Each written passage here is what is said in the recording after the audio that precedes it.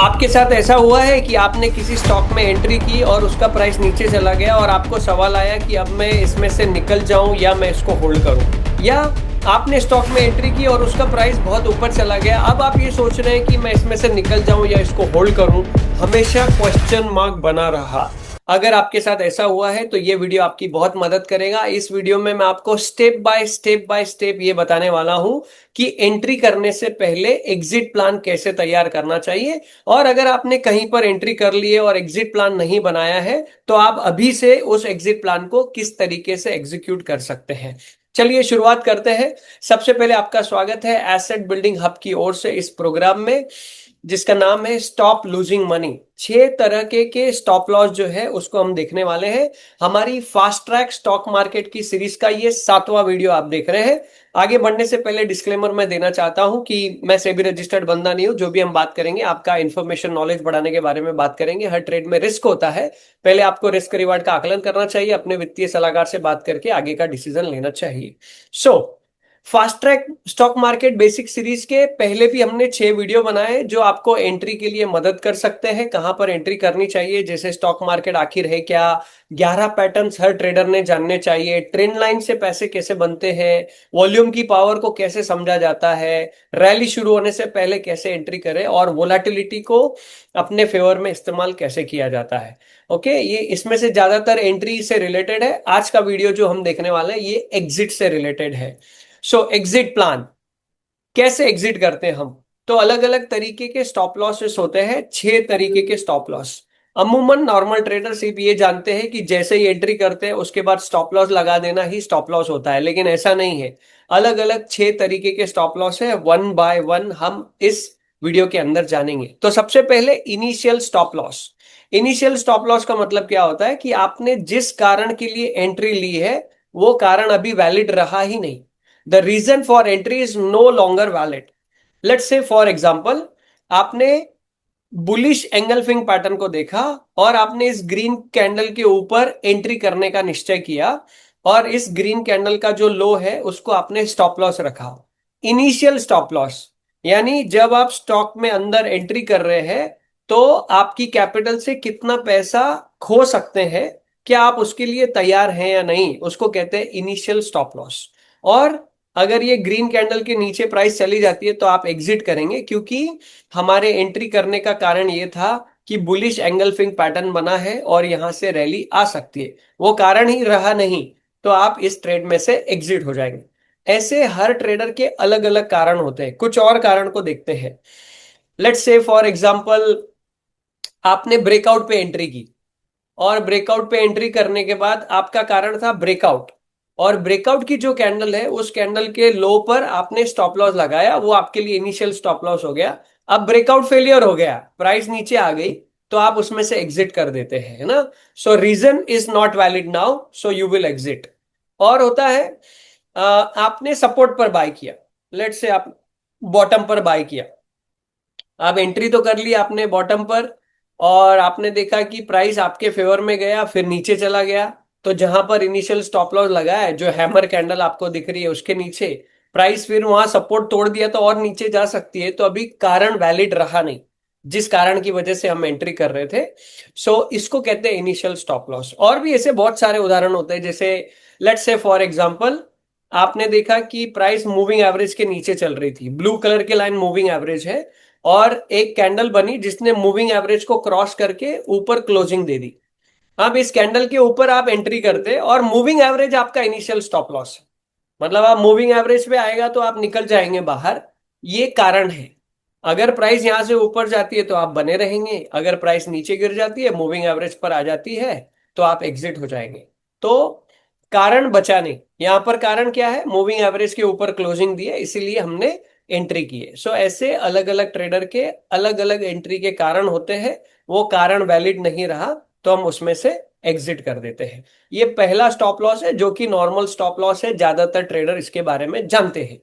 Now दूसरा होता है trailing stop loss. A trailing stop loss is a stop loss that moves with the trend to protect profit. आपकी जिम्मेदारी है कि अगर आपके फेवर में प्राइस जा रही है तो आप आपकी जो प्रॉफिट है उसको भी प्रोटेक्ट करते हुए चले। पहले तो आप सबसे पहले ब्रेक इवन पर लेकर आएंगे अगर प्राइस आपके फेवर में जा रही है। चलिए उसको देखते हैं चार्ट के माध्यम से। मान लीजिए आपने सपोर्ट पर एंट्री की ग्रीन कैंडल पर, और ग्रीन कैंडल के हाई के ऊपर एंट्री करने के बाद ग्रीन कैंडल के लो के नीचे आपने जो स्टॉप लॉस लगाया वो है initial stop loss. Initial stop loss. अब प्राइस आपके फेवर में जाने लगी तो आपने क्या किया, जब पहली कैंडल फॉर्म हो गई तो पहली कैंडल फॉर्म होने के बाद आपने इंतजार किया, जैसे ही दूसरी कैंडल स्टार्ट हुई तो आपने पहली कैंडल के लो के नीचे स्टॉप लॉस लगा दिया। अब आपने उसको क्या कर लिया, ट्रेल कर लिया। अब आपका कैपिटल से कुछ पैसा नहीं लेके जाएगा, वरन थोड़ा सा प्रॉफिट देके जाएगा। फिर अगली कैंडल बनी और आपने देखा कि अगली कैंडल बनने के बाद वो भी ऊपर क्लोज हुई, उसके अगली कैंडल स्टार्ट हो गई, तो आपने यहां पर स्टॉप लॉस को ट्रेल कर लिया। ऐसे जब तक वो आपके फेवर में जा रही है आप कैंडल बाय कैंडल ट्रेल करते जा रहे हैं, और जब वो नीचे आकर के आपका स्टॉप लॉस ट्रिगर करेगी तब आप एग्जिट करेंगे। तो इससे क्या होता है, आप प्रॉफिट को रन भी कर रहे होते हैं और प्रॉफिट को लॉक भी करते हुए जा रहे होते हैं। सो ज्यादा नुकसान आपका नहीं होता है, और थोड़े से प्रॉफिट का आप रिस्क लेते हुए प्रॉफिट को बढ़ाने का प्रयास करते हैं। अभी आपने जो ये चित्र देखा इसको कहते हैं कैंडल बाय कैंडल ट्रेल करना। Trailing stop loss candle bye candle, हर कैंडल के लोएस्ट पॉइंट पे आप उसको ट्रेल करते जा रहे हैं। अब इसमें प्रोफेशनल ट्रेडर दूसरा तरीका भी इस्तेमाल करते हैं जिसको कहते हैं trailing stop loss at the lowest of 3 candles. ना अभी यहां पर कैंडल के नंबर आपको दिखाई दे रहे हैं 1 2 3 4 5 6 7, राइट। नाउ 1 पर आपने एंट्री ली है, 1 का हाई जैसे ही टूटा तो कैंडल नंबर 2 पे आपकी एंट्री हो गई। अब जब कैंडल नंबर 2 पे एंट्री हो गई तो आपने स्टॉप लॉस लगा दिया 1 नंबर की कैंडल के लो पर। अब जैसे ही आपने ये स्टॉप लॉस लगा दिया तो 1 2 और 3, ये जो 3 कैंडल दिख रही हैं आपको, इस 3 कैंडल में तीनों में से सबसे लोएस्ट लो कौन सी कैंडल का है, 1 नंबर का है। तो जब तक कि 3 नंबर की कैंडल खत्म नहीं होती है तब तक आपका स्टॉप लॉस 1 नंबर की कैंडल के लो पर रहेगा। अब लेट से तीसरे के बाद चौथी कैंडल स्टार्ट हो गई और चौथी कैंडल समाप्त हो गई, क्लोज हो गई। अब पिछली 3 कैंडल देखेंगे 4 3 2। तो 4 3 2 में इन तीनों कैंडल में लोएस्ट लो किसका है, कैंडल नंबर 2 का है। तो 3 कैंडल में जो सबसे लोएस्ट है उसके ऊपर स्टॉप लॉस को ट्रेल किया जाता है।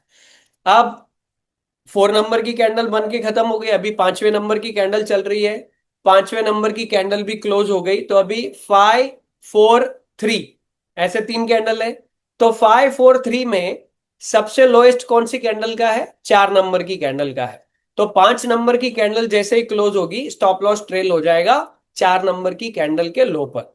यानी 3 कैंडल में जो लोएस्ट लो है वहां पर हम स्टॉप लॉस को ट्रेल करें। अब 6 नंबर की कैंडल फॉर्म हो गई और क्लोज हो गई, तो 6 5 4 में लोएस्ट लो क्या है, 4 है। तो 4 पर ही स्टॉप लॉस रहेगा।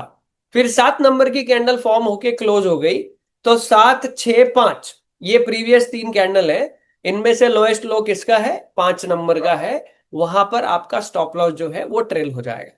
तो प्रोफेशनल ट्रेडर ऐसे 3 कैंडल का भी ट्रेलिंग स्टॉप लॉस का इस्तेमाल करते हैं। ये हो गया दूसरा स्टॉप लॉस। अब चलते हैं तीसरे के पास, इसको कहते हैं time stop loss. Exit the trade if does not move as expected within the predefined time. मतलब आपने एंट्री तो कर लिया लेकिन एंट्री करने के बाद वो आपका स्टॉप लॉस भी ट्रिगर नहीं करता है और वो ऊपर भी नहीं जाता है, तो ये बहुत सारा टाइम पास कर रहा है। तो अगर इंट्राडे ट्रेडर है तो दिन भर टाइम पास कर दिया तो एग्जिट हो जाते हैं इंट्राडे ट्रेडर। या स्विंग ट्रेडर है, आपने देखा 5 दिन हो गए, 6 दिन हो गए, 8 दिन हो गए, 10 दिन हो गए, कुछ हो ही नहीं रहा है, तो आप चलने वाला जो तेज दौड़ने वाला स्टॉक है उसमें एंट्री करते हैं और यहां से एग्जिट कर जाते हैं। इसको कहते हैं टाइम स्टॉप लॉस। हमारा टाइम वहां पे बर्बाद नहीं होना चाहिए, तो टाइम स्टॉप लॉस का भी उपयोग करते हैं। क्योंकि हमने एंट्री इसीलिए ली थी कि वो तेज गति से ऊपर भागे, लेकिन वो ऊपर भाग नहीं रहा है, वो साइडवेज हो गया है। तो वहां से एग्जिट हो जाने में professional trader you know professional trader सही समझते हैं अपने आप को, तो जो कि सच बात भी है, सही डिसीजन होता है वो। नाउ चौथा होता है मॉनिटरी स्टॉप लॉस।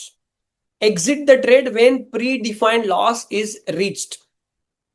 मतलब आपने ये सोचा था कि मेरा मैक्सिमम लॉस इतना होगा, ओके, वो आपका परसेंटेज में भी हो सकता है, वो आपका पॉइंट वाइज भी हो सकता है।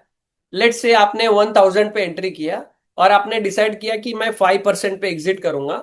सो 1000 माइनस 5% 50 रुपीज हो गया, तो 50 रुपीज पे आप एग्जिट हो जाएंगे। या आपने 2% का स्टॉप लॉस रखा, है ना। सो 1000 का स्टॉक है, आपने 2% का स्टॉप लॉस रखा, दैट मीन्स 20 रुपीज, सो 980 पे आप एग्जिट हो जाएंगे। तो ये आप डिसाइड करते हैं कि मुझे 1.5% का स्टॉप लॉस रखना है, 2% का रखना है, 3% का रखना है, मैक्सिमम 4% का रखना है। सो इसको कहते हैं मॉनिटरी स्टॉप लॉस। दूसरा, जो लोग ज्यादातर ऑप्शंस में ट्रेड करते हैं वो क्या करते हैं, पॉइंट वाइज रखते हैं। जैसे हम एक ऑप्शन बाइंग की स्ट्रैटेजी सिखाते हैं, ओके, हर फ्राइडे को 3:30 PM को। अगर आप सीखने में इंटरेस्टेड है तो नीचे हम एक गूगल का फॉर्म देंगे, आप उस गूगल के फॉर्म को भर लेना। तो हमारी टीम आपको हमारे ऑप्शन लर्निंग मास्टर क्लास के ग्रुप में ऐड कर लेगी। Okay, so point wise. तो पॉइंट वाइज क्या होता है, point wise stop loss. Let's say आपने किसी कॉल ऑप्शन में एंट्री की और बैंक निफ्टी के कॉल ऑप्शन में एंट्री की और आपने मॉनिटरी स्टॉप लॉस रखा कि 50 पॉइंट नीचे अगर आता है तो मैं एग्जिट कर दूंगा, और 100 पॉइंट ऊपर जाता है तो मैं एग्जिट कर दूंगा। सो आपके प्रॉफिट में भी मॉनिटरी एग्जिट ही कहलाता है वो, और आपके नुकसान में भी मॉनिटरी स्टॉप लॉस कहलाता है। सो 4% का प्रॉफिट आ गया तो मैं एग्जिट कर लूंगा, 2% का स्टॉप लॉस हुआ तो मैं एग्जिट कर दूंगा। ऐसे अलग अलग स्ट्रैटेजी के हिसाब से अलग अलग तरीके से लोग ट्रेड करते हैं। हमारे जो पेड प्रोग्राम होते हैं उसमें हम एक स्ट्रैटेजी सिखाते हैं जिसमें हम स्टॉप लॉस रखते हैं 6% का, और 30% का हमारा टारगेट होता है। सो 1:5 का टारगेट होता है। ऐसे सभी का अलग अलग होता है, इसको कहते हैं मॉनिटरी स्टॉप लॉस। ओके। पांचवा, इवेंट स्टॉप लॉस। अभी इवेंट इवेंट मतलब कोई घटना होने वाली है। तो दो तरह की घटना होती है। पहला, प्री डिफाइंड इवेंट, जिसकी तारीख जिसका दिन आपको पहले से पता होता है। वो छोटा इवेंट भी हो सकता है, वो बड़ा इवेंट भी हो सकता है। जैसे अगर यूनियन बजट आने वाला है तो 1 फरवरी आपको पहले से तारीख पता होती है, आरबीआई की पॉलिसी आने वाली है आपको पहले से तारीख पता होती है, या क्वार्टरली अर्निंग सीजन आने वाला है, रिजल्ट आने वाले कंपनियों के आपको पहले से तारीख पता होती है, फेड की मीटिंग होने वाली है आपको पहले से तारीख जो है वो पता होती है। तो कुछ कुछ इलेक्शन का रिजल्ट आने वाला है वो बड़ा इवेंट है, बजट बड़ा इवेंट होता है, आरबीआई की पॉलिसी छोटा इवेंट होता है ना। सो प्री डिफाइंड, जिसकी तारीख आपको पहले से पता है, वो छोटा या बड़ा होता है। तो आप उस उथल पुथल में एंट्री नहीं रखना चाहते हैं, आप ऑलरेडी अच्छे प्रॉफिट में चल रहे हैं और आपको पता है कि यहां पर मेरा नुकसान हो सकता है अगर कंपनी के रिजल्ट गलत आ गए, अगर यूनियन बजट में कुछ गड़बड़ हो गई, आप आपके प्रॉफिट गंवाना नहीं चाहते हैं। तो आप क्या करते हैं, इवेंट आने से पहले आप एग्जिट हो जाते हैं, और इवेंट का असर खत्म होने के बाद वापस आप आपकी पोजीशन बना लेते हैं। मान लीजिए किसी का 50 लाख रुपए का पोर्टफोलियो है तो वो हल्का कर लेते हैं, और हल्का करने के बाद इवेंट का प्रभाव खत्म होने के बाद वापस अपनी पोर्टफोलियो की पोजीशन को बना लेते हैं। इसको कहा जाता है इवेंट स्टॉप लॉस। अब ये हो गया प्री डिफाइंड इवेंट, स्मॉल या बिग दोनों हो सकते हैं। एक होता है ऐसे इवेंट जो हमको पता ही नहीं है कि हो सकते हैं, उसको कहते हैं अनडिफाइंड इवेंट। अनडिफाइंड, जो पता ही नहीं, अचानक हो गए। अभी ये भी छोटे भी हो सकते हैं, बड़े भी हो सकते हैं। जैसे आप देखेंगे कि कोई फ्रॉड हो गया, 2020 में कोविड आ गया, अभी ईरान इसराइल का वॉर हो गया, पैंडेमिक आ गया, बाढ़ आ गई, नेचुरल कैलामिटी हो गई, कहीं पर अर्थक्वेक आ गया, साइक्लोन आ गया, नए टैक्स रूल फॉर्म हो गए अचानक से, है ना, ट्रेड वॉर हो गया, जैसे हम देख रहे हैं। ये छोटे बड़े सडन इवेंट्स होते हैं जो मार्केट को सेंटिमेंट से मूव करते हैं। ओके, सेंटिमेंट से मूव करते हैं तो हमें पता नहीं होता है। तो जब वो आते हैं तो पहले दिन बड़ी हलचल होती है। तो प्रोफेशनल ट्रेडर क्या करते हैं, उनको पता चला वॉर शुरू होने वाला है, वो अपनी पोजीशन को हल्का कर लेते हैं और फिर सिचुएशन नॉर्मल होने के बाद वापस एंटर कर लेते हैं। अभी इवेंट, अगर ऐसा कोई अनडिफाइंड इवेंट आने वाला होता है तो वहां पर पहले दिन तो नुकसान हो ही जाता है, जब तक कि आपको पता चले कि क्या हो रहा है तब तक के वो उतनी रिस्क जो है ट्रेडर्स लेते हैं। इसीलिए उस रिस्क को मैनेज करने के लिए ज्यादातर ट्रेडर अपनी पोजीशन को हेज करके रखते हैं। यानी वो अगर लॉन्ग में है तो या तो वो पुट ऑप्शन को खरीद के रखते हैं या फ्यूचर को सेल करके रखते हैं, पोजीशन को हेज करके रखते हैं, तो वो क्वाइट अच्छे स्थिति में होते हैं, है ना। इसको कहा जाता है event stop loss. You know आप नई चीजें सीख रहे हैं, इन सारे स्टॉप लॉस का इस्तेमाल किया जाता है, करना चाहिए। अगर आप इनका इस्तेमाल नहीं करेंगे तो आपके नुकसान ज्यादा होंगे। एक और स्टॉप लॉस है, उसको कहते हैं साइकोलॉजिकल स्टॉप लॉस। साइकोलॉजिकल क्या होता है? Exit the trade when you are no longer mentally fit to follow your trading plan. ऐसा कोई भी ऐसा कोई भी घटनाक्रम आपके साथ हो जाए जिसमें आपको ऐसा लग रहा है कि आप मेंटली फिट नहीं हो आपके ट्रेडिंग प्लान को फॉलो करने के लिए, तो क्या क्या हो सकता है ऐसा? बहुत सारी घटनाएं हो सकती। लेट्स से फॉर एग्जांपल आपकी तबीयत खराब हो गई, बुखार आ गया, या घर में हमारे बच्चे की तबीयत खराब हो जाती है, हम डिस्टर्ब हो जाते हैं। तो तबीयत का खराब होना जिसमें आप मेंटली फिट नहीं है, डिसीजन सही से नहीं ले सकते, तो तकलीफ होती है ना? दूसरा, अगर घर में प्रॉपर्टी का डिस्प्यूट चल रहा है, झगड़े चल रहे हैं, पति पत्नी के बीच हो सकता है प्रॉपर्टी का डिस्प्यूट हो, माँ माँ बाप और बेटे के बीच हो सकता है, भाई भाई के बीच हो सकता है, बहन भाई के बीच हो सकता है, और उसकी वजह से आप बहुत डिस्टर्ब रहते हैं। इस चक्कर में आप ट्रेडिंग करेंगे तो नुकसान कर बैठेंगे, है ना? या हमारे दुख सुख की घटनाएं होती हैं आपके घर में, कोई सुख की घटना है, किसी की शादी हो रही है, तब आपका पूरा ध्यान शादी में है। या अचानक से हमारे किसी मित्र के पिताजी की डेथ हो जाती है, जिनका हमारे से बहुत अच्छा लगाव था, या हमारे घर में कोई ऐसा प्रसंग आ जाता है, तब हम मेंटली फिट नहीं रहते हैं, तो उस समय ट्रेड नहीं करना चाहिए। कभी कभी ट्रॉमा में आता है, रिलेशनशिप बिगड़ जाती है, ओके, कई सारे लोगों के डिवोर्स तक के बात चली जाती है, घर में रिलेशनशिप अच्छी नहीं होती है, तो ऐसे में ट्रेड करने से नुकसान ज्यादा होता है, because you are not mentally fit. या कभी कभी बिजनेस में नुकसान हो जाता है, या कभी कभी ट्रेडिंग में भी किसी का बड़ा नुकसान हो जाता है, या अचानक से किसी के साथ फ्रॉड हो गया और नुकसान हो गया उनका, अलग ही कुछ तरीके से फ्रॉड हो गया। सो फाइनेंशियल किसी भी तरीके का लॉस हो गया, कभी शॉप में आग लग जाती है ना? इस बाढ़ आ जाती है, घर में पानी भर के सब नुकसान हो जाता है। तो इस तरीके के जो आपका मेंटलिटी जो डिस्टर्ब कर देते हैं, आपको आपका ट्रेडिंग प्लान फॉलो नहीं करने देते, ऐसे जो भी इंसिडेंट होते हैं, उस समय ट्रेड नहीं करना चाहिए, वो साइकोलॉजिकल स्टॉप लॉस कहलाता है। राइट? सो इन समरी, सबसे पहले इनिशियल स्टॉप लॉस, सेकंड होता है ट्रेलिंग स्टॉप लॉस, तीसरा होता है टाइम स्टॉप लॉस, चौथा होता है मॉनिटरी स्टॉप लॉस, पांचवा होता है आपका इवेंट स्टॉप लॉस, और छठा होता है साइकोलॉजिकल स्टॉप लॉस, है ना? इनका सभी का पालन करेंगे तो आप प्रोफेशनल ट्रेडर की कैटेगरी में आएंगे। इस वीडियो को देखने के लिए आपका बहुत बहुत धन्यवाद। ऐसे ही हम वीडियो प्रसारित करते रहेंगे। आपसे एक निवेदन है, अगर आप और भी कुछ और ऐसे वीडियो अलग अलग टॉपिक पर चाहते हैं तो इस वीडियो के नीचे हमें टॉपिक जरूर लिख के भेजिए। हम आपके टॉपिक पर भी एक बढ़िया सा वीडियो बना के उसका आंसर देने का प्रयास करेंगे। मिलते हैं अगले वीडियो में। आपका इस वीडियो को देखने के लिए बहुत बहुत धन्यवाद।